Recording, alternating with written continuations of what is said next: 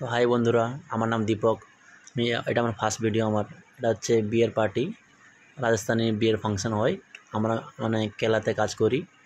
আমি তোমাদের দেখাবো সব। এটা হচ্ছে welcome drinks counter, juice counter, এটা হচ্ছে বার কাউন্টার।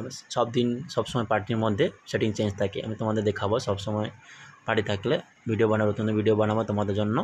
এটা হচ্ছে আমাদের সেট আপ। এটা হচ্ছে চেয়ার টেবিল নিয়ে সেট আপ করা হয়, বিয়ের সেট আপ হয়।